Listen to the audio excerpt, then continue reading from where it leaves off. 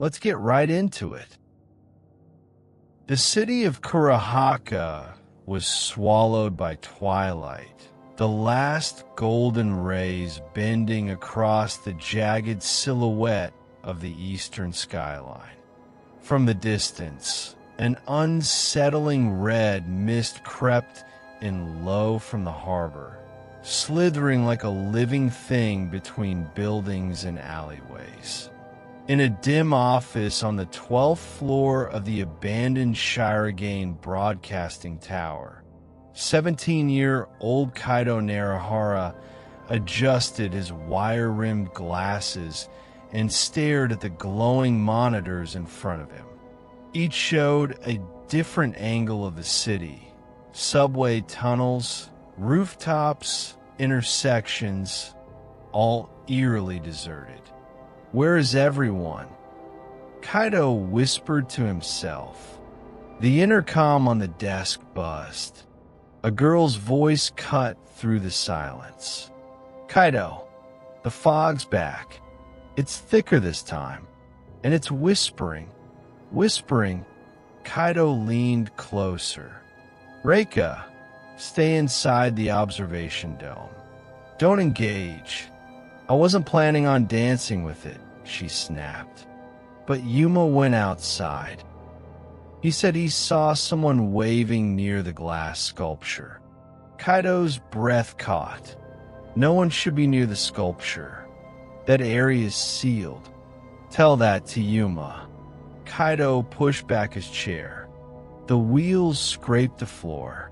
I'll go after him. Take protection. It's not just fog anymore. At the edge of Tsuzura Park, Yuma Tanaka, a boisterous 18-year-old with spiky black hair and a red jacket, crouched near a towering glass sculpture. A twisting, impossible spiral of shards and smooth panes that shimmered in the crimson mist. He held out his hand. The fog hummed softly like voices underwater. Are you there? Yuma called out. Hey, I saw you waving. No response, just the fog. Then, his own reflection in the glass smiled. Yuma blinked. The figure in the mirror didn't mimic him. It raised its hand slowly. The smile widened, eyes glowing faintly crimson. Then it mouthed words he couldn't hear. Yuma. Kaido appeared from the trees, panting. Get away from that thing. Yuma turned. There was someone. The mirror shattered outward. The fog erupted into a spiraling funnel. Yuma was thrown back, hitting the ground hard. Kaido pulled him to his feet. It's not a sculpture. It's a gate. A gate to what? Yuma groaned. Kaido's eyes narrowed behind his glasses. Something older than this city. And we just woke it up. Inside the observation dome, 16-year-old Reika Amamiya sat cross-legged beneath the curved ceiling of reinforced glass, her pale blue hair shimmering under the emergency lights. She had been sketching the mist patterns, a hobby turned obsession since the fog first appeared 6 days ago. But this time her pencil halted. On the walls, strange symbols began to emerge, as though drawn from inside the glass. They writhed slowly, glowing with the same crimson hue as the mist. The fog pressed against the windows now, whispering in a dozen overlapping voices. They weren't just whispers, they were names. Reika, Yuma, Kaido, Haruka. Reika's spine stiffened.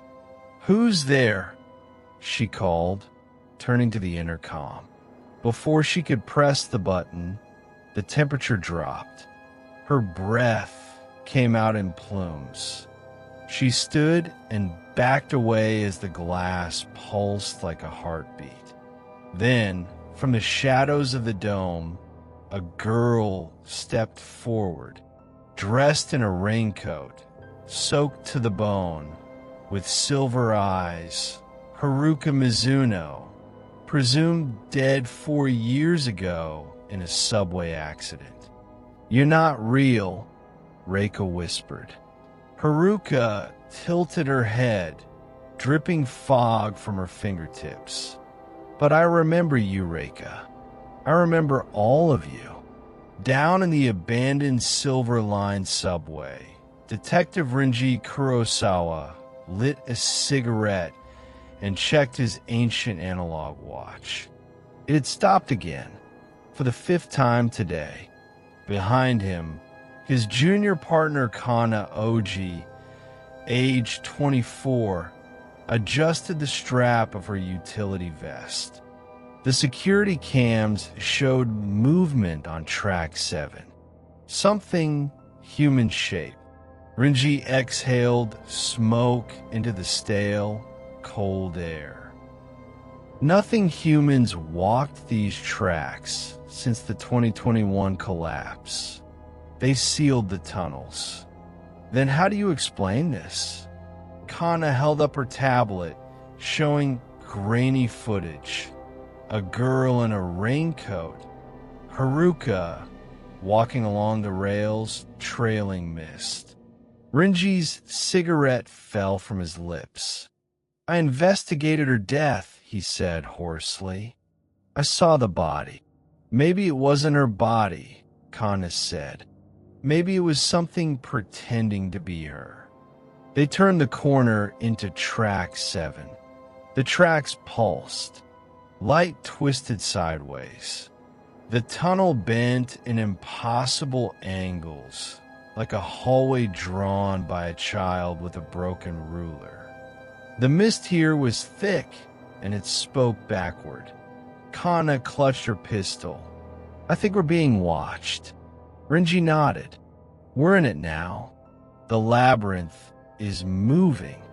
In an underground command center hidden beneath Kurahaka Municipal Hospital, a secret group convened under red emergency lighting. Director Naoto Kurigawa, clad in a black suit with silver lapels, stood before a curved table. Around him, monitors flickered with satellite views, heat signatures, and strings of unreadable code. Each monitor bore the crest of the Department of Anomalous Control, a branch the public didn't know existed. "The mirror gate has fractured," Kurigawa announced. "Phase 2 has begun." Around the table sat the other Watchers, agents trained to protect reality from breaches. Among them, Sister To, a nun with glowing tattoos who carried a silver blade in her rosary beads. Dr. Minoru Keed, an ex-neurosurgeon turned codebreaker. Yuji Nakamoto, a blind man who claimed he could hear the shape of lies. A monitor showed the face of Haruka Mizuno. Beside it, the word Resonant Entity Class Echo Type. "Send a team to recover her," Kurigawa ordered. "But do not attempt containment. If she remembers who she is, she'll unlock the center of the labyrinth," Dr. Keed finished grimly. Sister Tsuyu crossed herself, and the city will collapse into the mirror realm. Haruka Mizuno stood motionless in the observation dome, her soaked hair clinging to her pale cheeks. Her presence seemed to warp the air around her. Gravity bent slightly, like reality itself hesitated to exist near her. Reika slowly lowered the emergency flare she had grabbed. You died. I saw your name on the school memorial wall. Haruka didn't blink. No, I was taken. The fog opened, and I walked through. Reika's hands trembled. What are you? Haruka's eyes clouded over. I don't know yet, but I remember the maze, the glass, the voices. Kaido's scream. Kaido's scream? Reika's blood ran cold. What about Kaido? He opened something he shouldn't have. A door. A gate with no end. Haruka's voice cracked, and something came through. Suddenly, all the glass in the dome shimmered. Reflections twisted. Reika saw 100 copies of herself moving differently than she was. Some crying, some laughing, one with bleeding eyes. They're watching, Haruka whispered. The others. Reika grabbed her communicator and shouted into it. Kaido, Kumin, something's wrong with Haruka.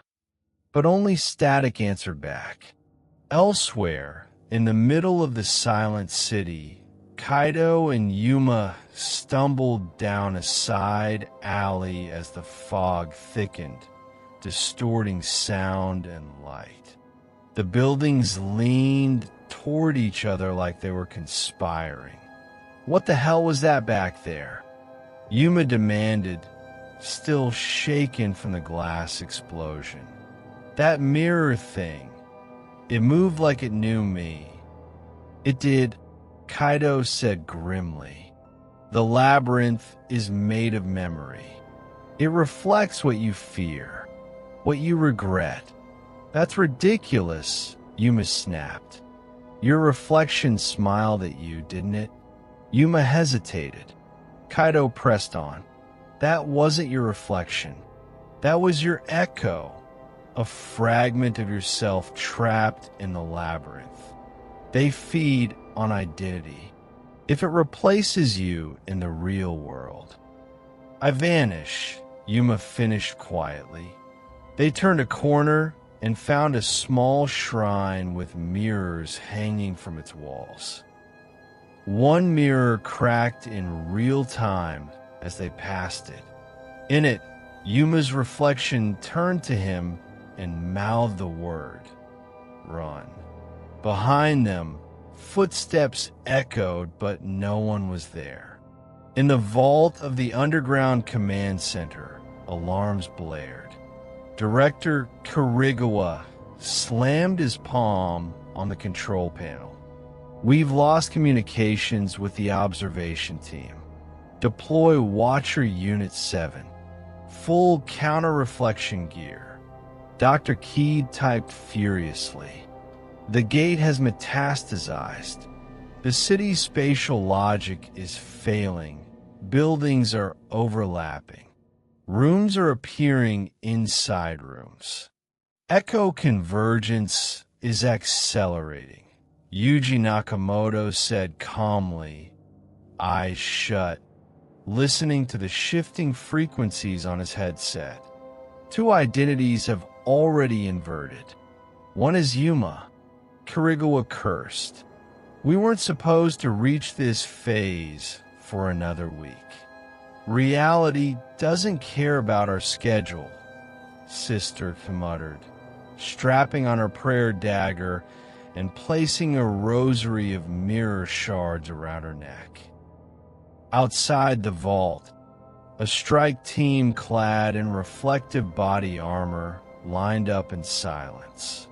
Each carried a mirror-sealed containment unit on their backs and visor tech that blocked echo mimicry. Unit 7, the commander barked. Your objective is to locate resonant entity Haruka Mizuno, neutralize echo threats, and restabilize dimensional bleed. A young soldier whispered, what if we see ourselves in the glass? The commander's voice went cold. Then pray it doesn't wave first. Inside the dome, Reika turned to Haruka, whose reflection no longer matched her movements. The mirror version blinked twice as fast, twisted its head, then smiled cruelly. Haruka gasped and clutched her chest. It's coming through my echo. I can feel it trying to overwrite me. Reika moved closer, fists clenched. Fight it. Haruka's voice fractured. It knows everything I regret. I let my sister die. I didn't call out. I just watched her drown. The lights flickered. The reflection stepped out of the mirror with the sound of glass sighing. It looked like Haruka, but wrong. Lips too wide, eyes too still. Reika grabbed a flare and struck it hard. The light stunned the echo. Haruka fell to her knees, panting. The flare, it hurts them. Reika looked around. The glass shimmered, pulsing to a heartbeat she couldn't hear. Then we find every source of light we can. Behind them, the Haruka echo began to move again, laughing softly as it slinked back into the walls. Back underground, Kana Oji clutched the rail line as the floor buckled. The station ahead of them split open into a yawning black tunnel that twisted upward like a spiral staircase. Physics is breaking, she muttered. How are we supposed to navigate this? Rinji Kurosawa lit another cigarette. Follow your instincts, or your regrets. That's not helpful. Rinji's eyes narrowed. This thing feeds on guilt. The more you think about your worst moment, the stronger it gets. Kana gritted her teeth. I never visited my father on the day he died. He waited for me in that hospital for hours. The fog thickened. The ceiling melted into water. A hospital room grew from the tiles. Inside it, her father lay in bed, motionless. A clock ticked in reverse. She heard her own voice echoing faintly. I'll come tomorrow. Kana drew her gun and aimed at the illusion. Rinji stopped her. You fire, it anchors the memory. You walk away, it dissolves. Tears stung her eyes. Then let's dissolve it. They ran. Behind them, the echo of her father sat up, whispering, you were late. Unit 7 marched into the fog-drenched streets, mirror visors scanning for dimensional fractures. Buildings were wrong. Windows looked inward. Alleys looped endlessly, and staircases led into the sky. Corporal Gene Arai, youngest of the squad, felt his head throb as he passed a row of storefront windows. Each one reflected a different version of himself. One with no face, one with hollow eyes, and one holding a knife. Captain, he said over comms, I'm seeing echo bleed. Before the captain could respond, all reflections turned simultaneously and smiled. Down, Gene yelled. A surge of shadow glass burst from the windows, slicing through the squad's formation. Screams echoed, then cut short. Gene rolled behind a crushed news van. Blood shimmered in the reflection on a puddle. From the corner of his eye, he saw himself crouched behind the same van, but holding his own squad mate's rifle. He turned. No one was there. His comm crackled. Unit 7 status report. Only static replied. Inside a hidden chamber beneath the old Kurahaka archives, Kaido and Yuma pushed open a reinforced vault door. Within the room stood a monolithic slab of mirror stone engraved with hundreds of names, most of them crossed out. Yuma shivered. "What is this?" "A memory bank," Kaido whispered. "Every person touched by the labyrinth leaves a mark here. If your name is crossed out, you're Echo One." Yuma stepped forward, squinting. "That's my name. It wasn't crossed out. Yet." Kaido examined the slab's base and inserted a thumb-sized crystal from his pocket. The slab lit up, and holographic projections burst into view. Images of a younger Haruka, Sister Who, even director Karigawa. They were all children. This labyrinth, it's been feeding for decades. But these people, they were the first generation of Watchers. Kaido turned to Yuma. "We've inherited a war no one told us about. And we're losing." Behind them, something hissed inside the mirror stone. Cracks spread outward and a hand pushed through the glass. The hand that broke through the mirror stone was pale and long-fingered, its nails made of glinting glass. As it pushed farther, a face followed, identical to Kaido. Yuma's jaw dropped. "That's you." The echo Kaido opened its mouth, and instead of words, it emitted a perfect audio replica of Kaido's childhood laugh. Eerily mechanical, distorted by static. Kaido grabbed Yuma's wrist. "Don't move. It can't fully manifest unless I lose focus." The echo tilted its head, then began to speak in a tone that layered multiple voices at once. "You built your life on lies. You never told Reiko what happened that night in the library. You watched the fire start. You let it burn." Yuma turned, stunned. "You started that fire?" "No," Kaido muttered. "But I didn't stop it." The echo lunged. Kaido activated the crystal embedded in his palm, a secret implant from his time with the Watchers. A blinding pulse of light slammed into the creature, forcing it back into the glass with a shriek of shattering reality. The mirror stone groaned and collapsed inward.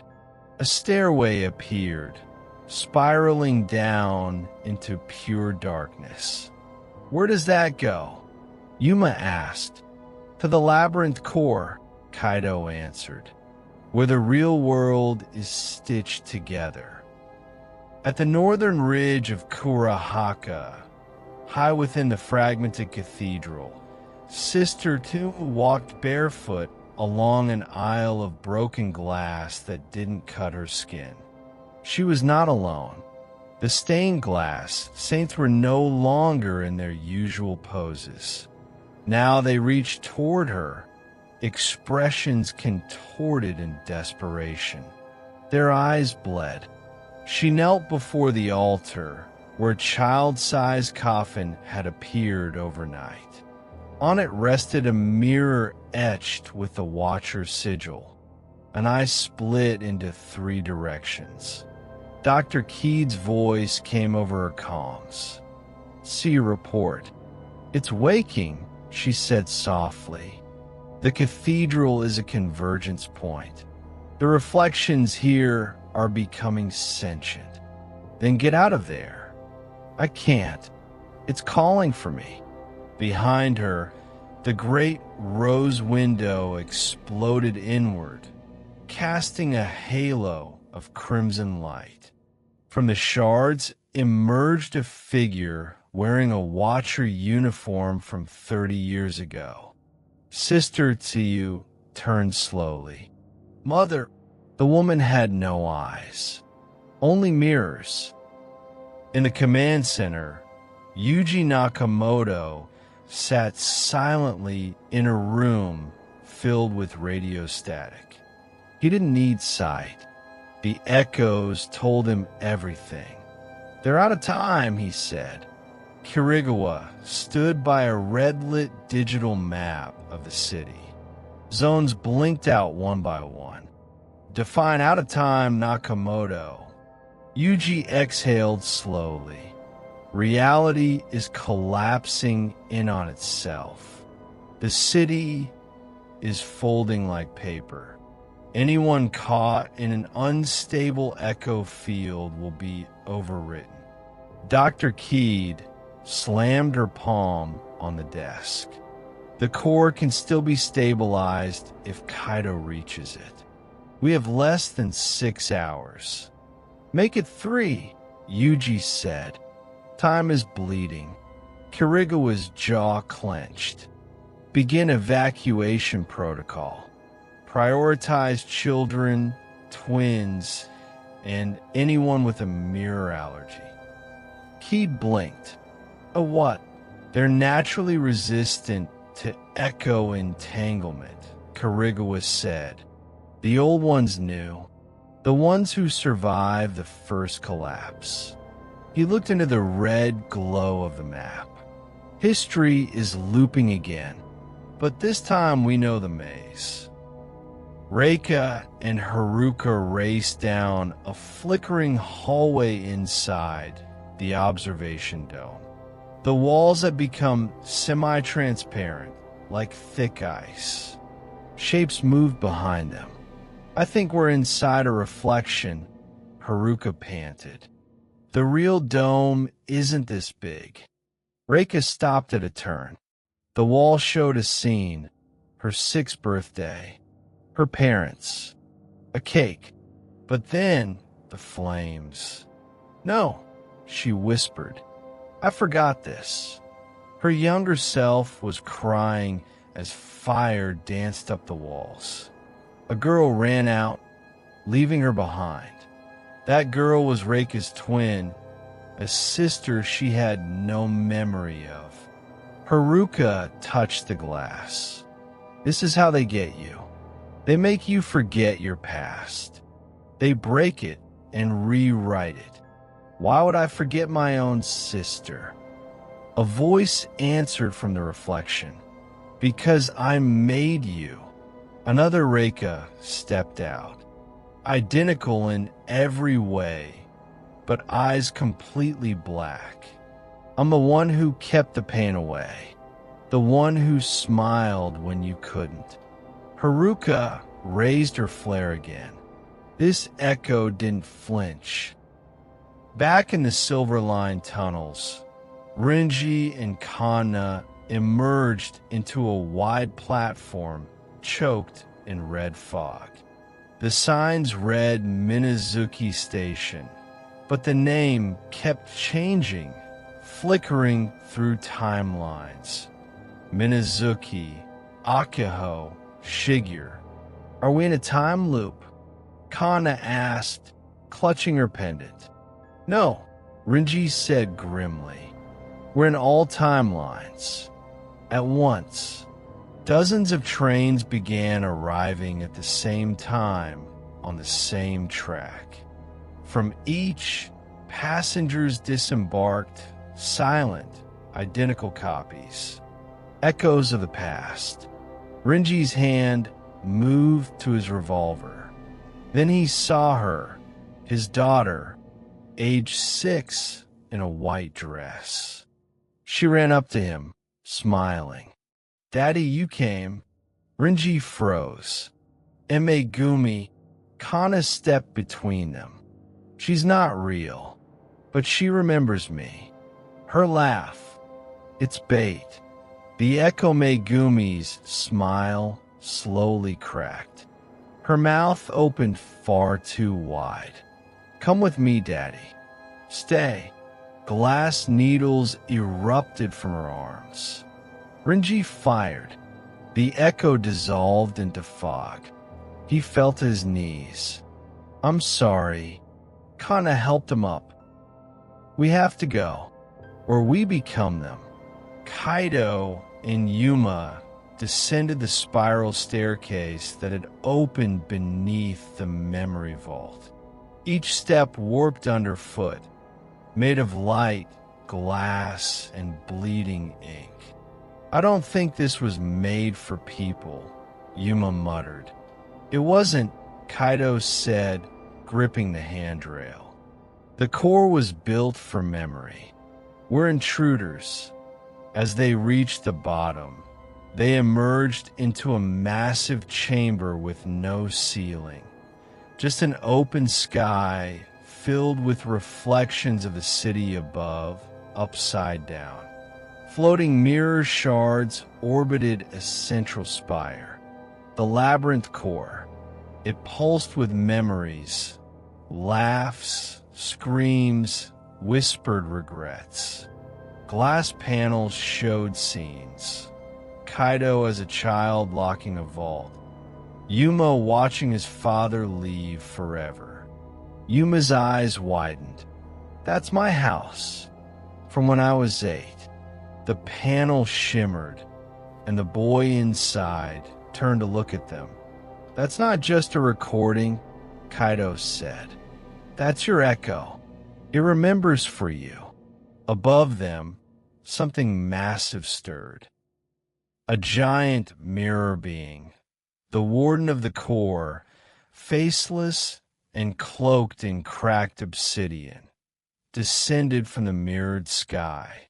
"You who trespass," it spoke in a chorus of voices. "Leave what you are, or be unmade." In the fractured observatory, Haruka's echo stepped forward, eyes as dark as oblivion. "I carried your pain for years," it whispered. "Now it's your turn." Reika backed away, flare trembling. "We're not the same. I never let you in." Haruka gasped. "There's more than one of me." From every glass surface in the room, monitors, walls, even her pupils, dozens of Harukas began to appear. Each one whispered something different. "He left me. I let her die. I wanted to vanish." Haruka clutched her skull. "Make them stop. I'm not all of them." Reika stepped into the center and struck the flare again. "Listen to me. You're the one who made it out. That makes you the strongest version." The true Haruka screamed and released a pulse of light from her body. The other versions flickered, distorted, and exploded into glittering dust. Only one remained, crying softly. Reika hugged her. "We're going to end this. Together." A new passage opened in the dome. A door made entirely of glass, now glowing blue instead of red. Sister 2 faced the mirrored figure of her mother, an echo built from the betrayal of her past. "I buried you," she whispered. The creature smiled. "But I never left you. I'm still inside. Every prayer you never believed. Every miracle you faked. So you drew her dagger. You're just regret shaped like skin." The mirror mother moved inhumanly fast, blade clashing against rosary steel. Sue's tattoos began to glow, each a prayer inscribed at birth. The cathedral bled glass from its walls, and illusions danced through it. The first child she failed to save. Her brother's drowning, her hands covered in blood. Sue roared, "I am not yours anymore." She plunged her blade into the echo's chest. A shock wave of shattered sound ripped through the cathedral. The illusion vanished. Silence returned.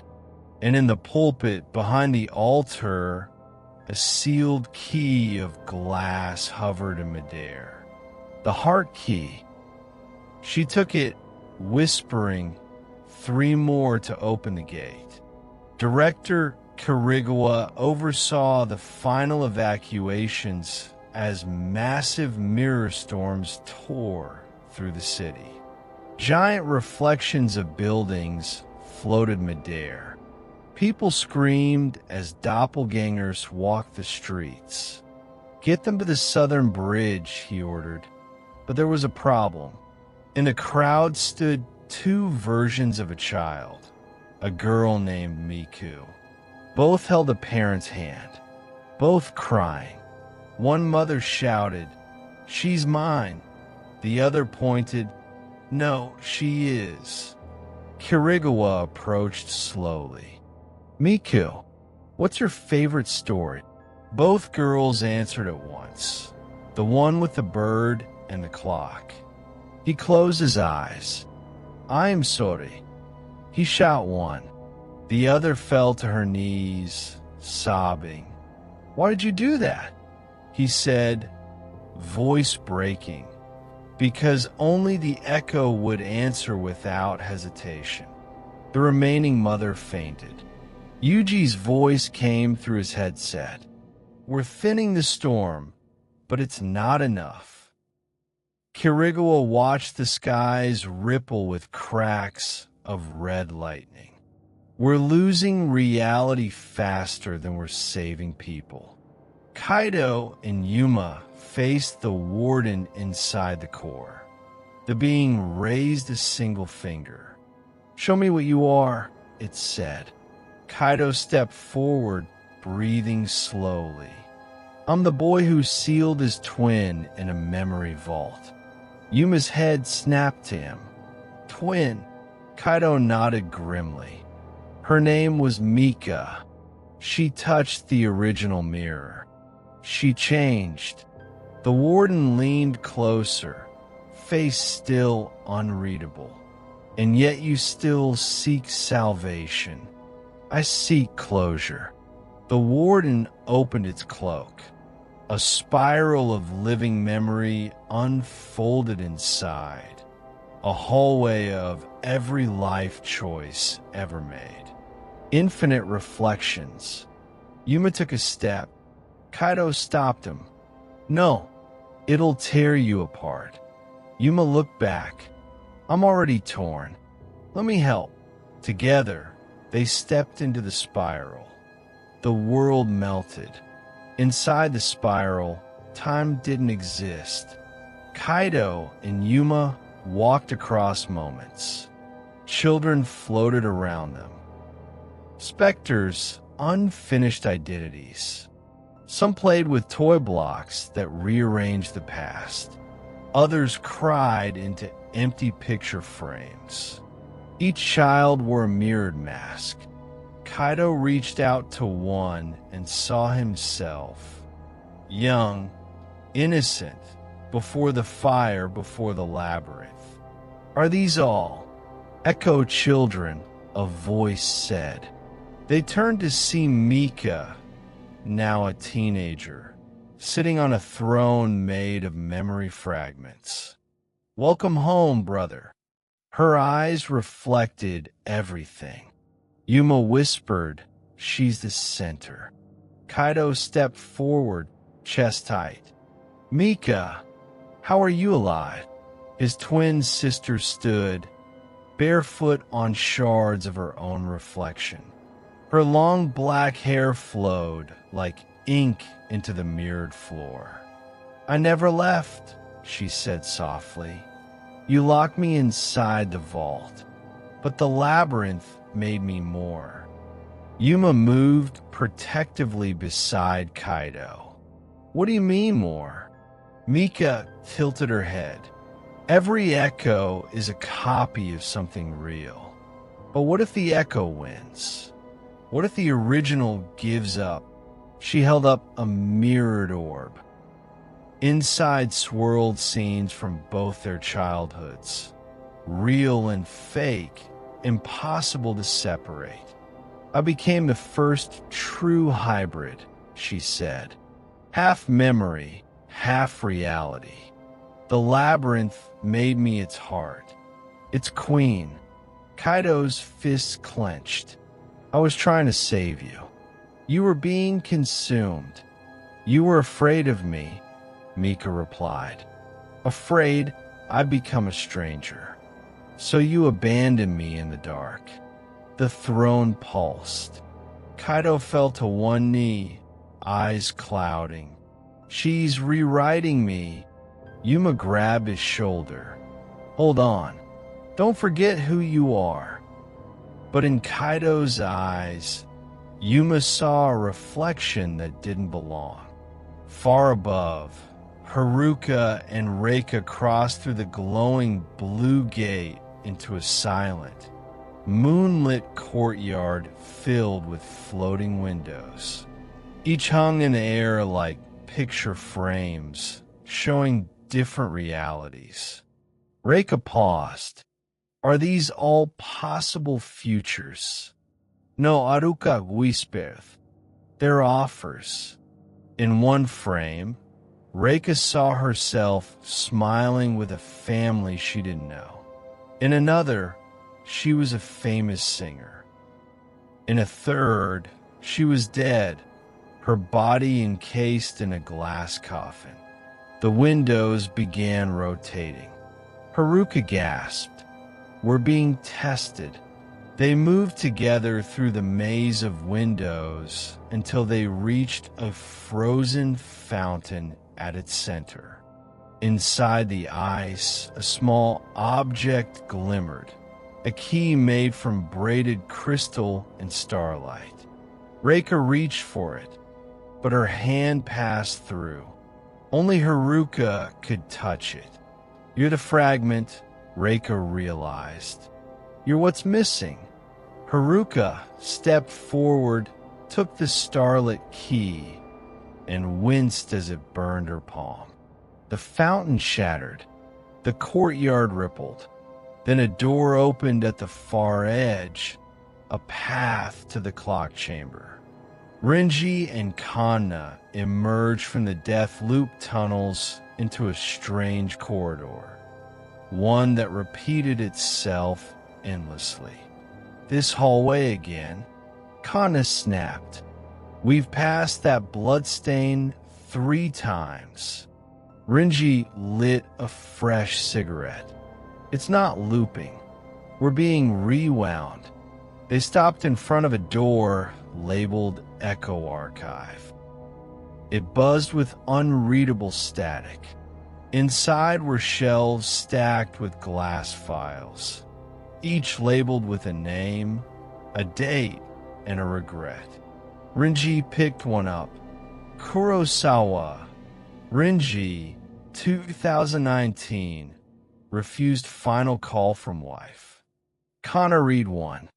Oji Kanna, 2020, didn't say goodbye. Renji turned. If we say their names aloud, we free the regret. One by one, they began reading. Each file dissolved into mist. As they cleared the shelf, a humming light formed, revealing a mirrored pendant. Embedded in it, a golden shard key. Kanna reached for it, her voice trembling. 3 down. Suddenly, the wall cracked. A voice behind them whispered, "Say your names again." They turned. Their own echoes stood at the door. In the cathedral ruins, Sister who followed the heartbeat of a rosary to a crypt far beneath the altar. Within, a boy sat on a throne of broken stained glass, his head in his hands. He looked 12. Tsuyu gasped. Ryu, her younger brother, looked up, his eyes made entirely of mirror. You left me. I didn't know how to save you, she whispered. You prayed, Ryu said bitterly. But you didn't come. I was scared. He stood. The throne cracked. You chose faith over family. She knelt before him. I choose you now. For a moment, silence. Then Ryu dissolved into a wind of glass, and from his place rose the final shard key, a simple black crystal, smooth and warm. So you held it to her chest. Now we end this. In the core, Mika's voice grew stronger. The city doesn't need saving. It needs reordering. Kaido clutched his head. His hands were fading. Memory threads pulled from his skin. Yuma screamed. He's losing identity. Mika, stop. But she only smiled. He'll become better this way. Just like I did. Yuma stepped forward. Then take me instead. Mika blinked. Why would I want you? Because I still don't know who I am, he said. That makes me changeable. The labyrinth paused. Yuma stepped into the spiral throne, touching Kaido's shoulder. I remember, he whispered. Light surged from them both. Memories unraveling, recombining. A chain of mirrored symbols ignited between them. Kaido's body snapped back to form. Mika Stakirith. You're not the only twin anymore, Yuma said. We all reflect each other. A gate opened behind the throne. The four key holders, Reika, Haruka, Fu, and Kanna, met at the mirrored tower in the city's heart. The sky had fractured, exposing swirling heavens above and infinite darkness below. Karigawa stood waiting at the tower door. You made it. Reika held up her key. Time to unlock the truth. They inserted all 4 shard keys into the tower's seal. Each lock glowed a different color. The gate opened. Inside was a staircase that climbed into nowhere. Beyond this, Karigawa warned, is not just the heart of the labyrinth. It's what comes after the mirror. They nodded. Together, they began to climb. Above them, Mika waited with the labyrinth's truth. As the team ascended the staircase beyond mirrors, the steps beneath them turned from stone to memory, each one a frozen moment from their pasts. Haruka stepped onto one and gasped. She saw herself, age 10, whispering to a mirror, I want to disappear. Reika's steps showed her arguing with a girl who looked exactly like her forgotten twin. Tsuyu's steps showed her mother dying in a hospital bed while she prayed outside. Kanna froze. Her step displayed her, standing before her father's grave, clutching a letter she never delivered. Karigawa watched them all. Each of us is made from regret, he said quietly. That's what the labyrinth feeds on. Echoes are just the emotions we abandon. They reached the final step, which ended in an impossible door. Part living wood, part mirror, part clock face. It opens, Haruka said, when we accept who we were. Each placed a hand on the door. It opened with the sound of a million whispers exhaling. Inside was the source room, the place where the first reflection was ever born. The source room had no ceiling and no floor, just an ocean of suspended memories. Orbs hovered like stars, pulsing with memory light. Mika stood at the center, arms outstretched, floating on a crystal platform. The labyrinth surrounded her like a cathedral made of sorrow. "Welcome," she said. "You made it to the origin." Kaido and Yuma joined the others through a side gate, their bodies still glowing with fusion memory marks. Reika stepped forward. "What is this place?" Mika gestured.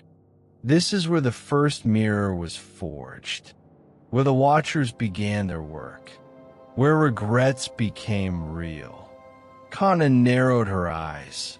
"You want to become the god of memory?" "No," Mika replied. "I want to destroy memory altogether. No past, no pain, no more echoes. Without memory, we're not human," Haruka said. "We're free," Mika countered. Kaido drew a crystal blade from his palm. "Then we stop you here." Mika smiled sadly. "You can't. You need all of you, even the parts you buried." She raised her hand, and their deepest echoes emerged from the memory sea. From the shifting liquid sky dropped 6 echoes, twisted, corrupted versions of the heroes. Kaido Echo, smiling, but his eyes wept ink. Reika Echo, burnt and scarred, carrying a broken music box. Yuma Echo, hollow-eyed, dragging chains. Haruka Echo, silent, wearing a noose. Kana Echo, shimmering, mouth sewn shut. Tsuyu Echo, drenched in bloodied prayer beads. Each echo whispered what their original once feared most. The room dimmed. The only light came from the orbs above. "Face yourselves," Mika said gently, "or become them." Reika stepped toward her echo and whispered, "You survived more than I wanted to remember, but I remember now." She embraced the burned version of herself, and it collapsed into tears, then vanished. Haruka whispered a prayer to hers. One by one, they reclaimed what they had left behind. All but Sue. Her echo lunged.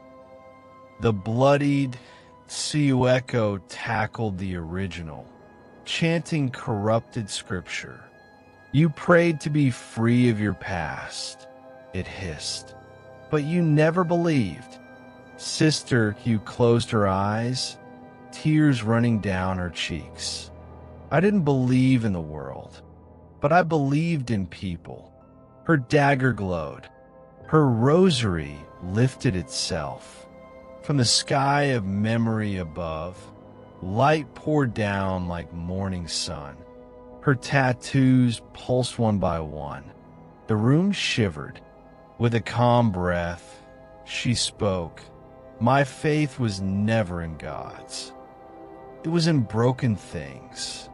She drove the blade into the echo's heart. It burst into glass petals and dissolved. The source room stabilized momentarily. Mika blinked, uncertain for the first time. Kaido stepped forward. "You're losing control." "No," Mika said, her voice wavering. "I'm finally becoming what I was meant to be." The orbs above cracked. The final form of the labyrinth began to descend. From the heavens above, a being emerged. Kaleida's the true face of the labyrinth.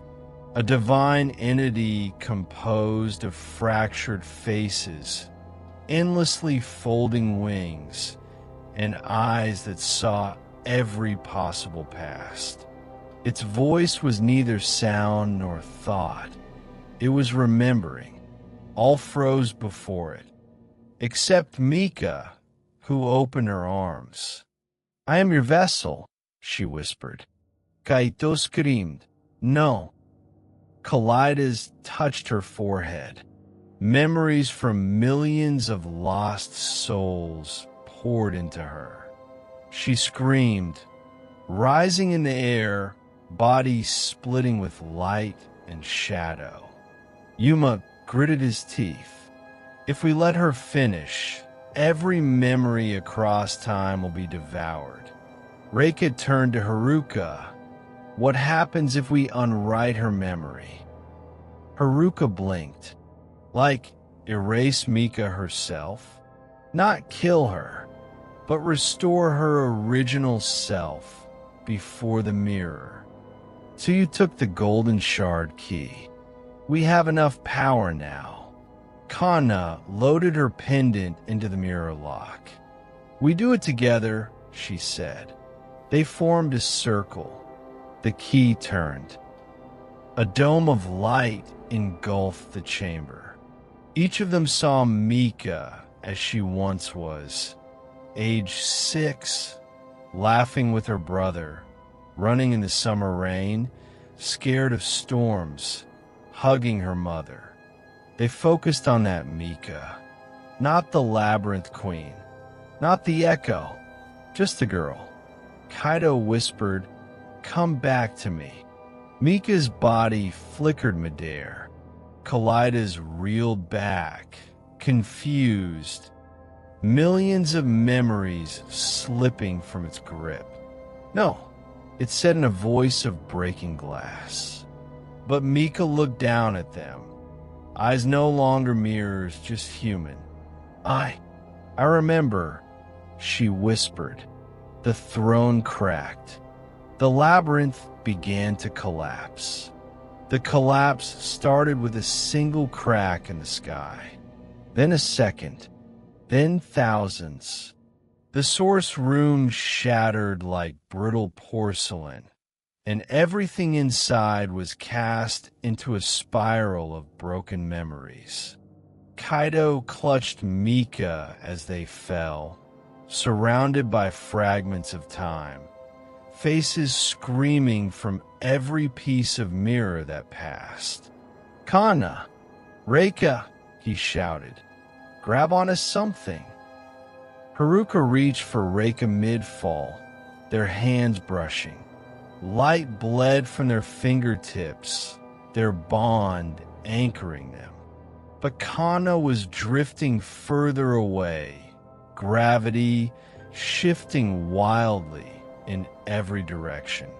"Don't let go," Kana screamed, holding the golden key to her chest. Below them, Kalidas was dissolving, its wings folding inward, its eyes scattering across the sky like glittering stars. "This is it," Tsuyu cried, the cores collapsing. Yuma's voice echoed across the shards. "We need to find an anchor point, a real memory, something none of us ever questioned." Kaido's eyes widened. "The birthday," he said. "Mika's birthday. The last day everything was real. Everything went white. Suddenly, they were all standing in a warm kitchen. The air smelled like cinnamon and oranges. Rain fell gently outside. A tiny girl, Mika at 6, stood at a table blowing out 7 candles. Haruka blinked. "We're inside it." Reika looked around, touching the counter. "It feels real." "It is," Kaido said. "This is the last memory that wasn't rewritten. If we anchor the collapse here, we might reset the labyrinth." Mika stood quietly in the corner, her older self watching her younger version. "She didn't deserve any of this," she whispered. "You didn't," Kaido corrected. "You were a child. None of this is your fault."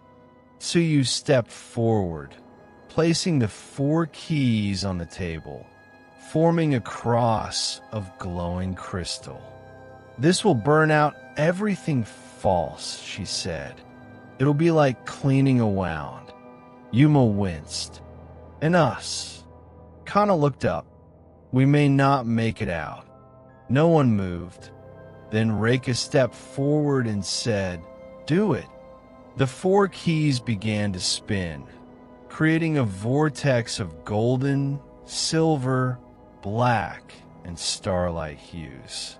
Mika's eyes widened as the kitchen started to shimmer, objects warping, revealing what had been hidden behind layers of false memory.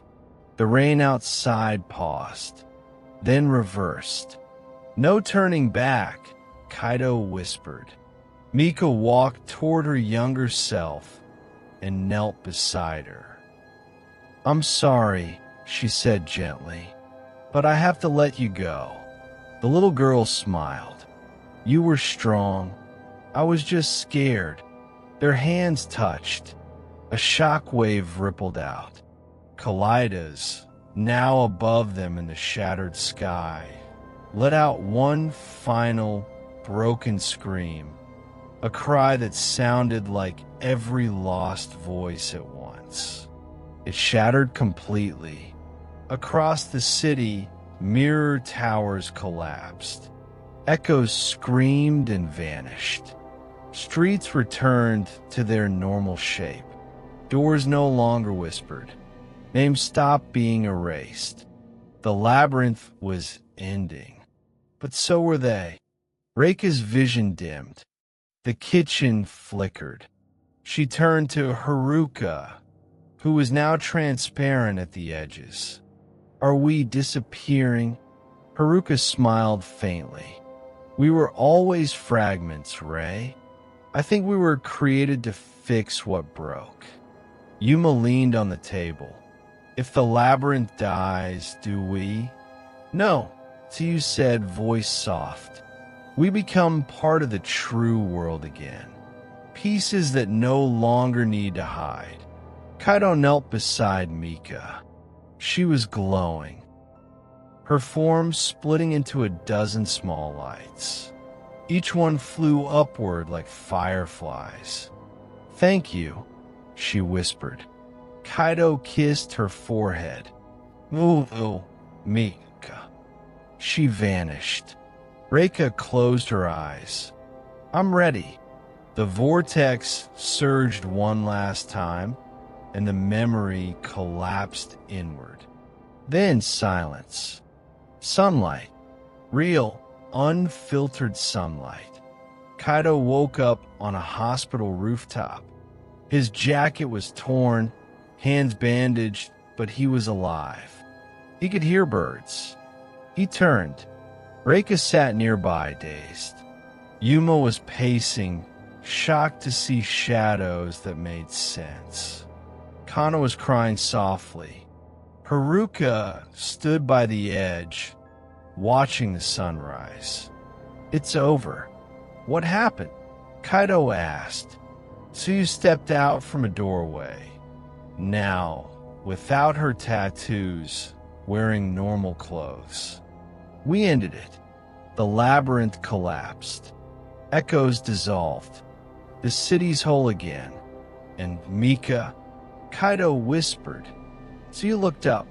She's part of everything now. Her pain rewrote reality. Her peace reset it. Sirens wailed in the distance, normal ones. Emergency responders. Helicopters. Police. But the world was intact. For the first time in years, quiet. Weeks later, in the ruins of the Department of Anomalous Control, Yuji Nakamoto sat in a chair, listening to radio static. He turned off the receiver and opened a leather-bound book. Inside, the final Watcher entry read, Case, Glass Labyrinth. Status, terminated. Echo threat level, null. Remaining witnesses, 6. Recommendation, disband Watchers. Let them live. He closed the book. In a distant mirror, Mika's face flickered, smiling once, then gone forever. Yuji whispered, "Rest well, Queen of Glass." Weeks after the labyrinth's collapse, Kaido stood at the edge of a rebuilt park.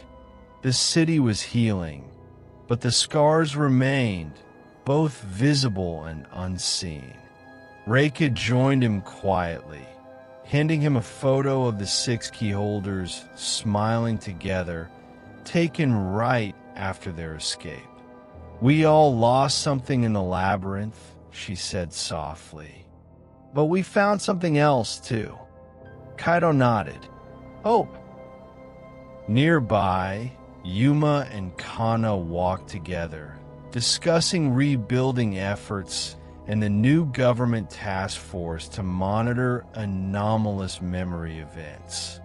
Haruka had returned to her music, composing haunting melodies that echoed the labyrinth's echo. Tsuyu had taken a vow to help victims of trauma. Real wounds, not just memories. At the city's oldest shrine, a lone glass shard sat half-buried in moss. It pulsed faintly. No one noticed. Yuji Nakamoto met with a small group in a dimly lit room. "We disbanded the old Watchers," he said, "but the world still changes. We must be vigilant." A new generation sat around the table. Young faces, eager eyes. "We will watch," one said, even in the silence. In a quiet studio, Haruka played a melody on her piano. Each note was a whisper of the labyrinth. Her eyes glistened with tears, not sorrow, but remembrance. At night, the city seemed peaceful, but in the deepest subway tunnels, faint reflections shimmered against the walls. A soft voice echoed, "We remember." Far away, in an unmarked room, a broken mirror crackled. From its fractured surface, a faint silhouette emerged. Mika's smile. The voice whispered, "This is not the end.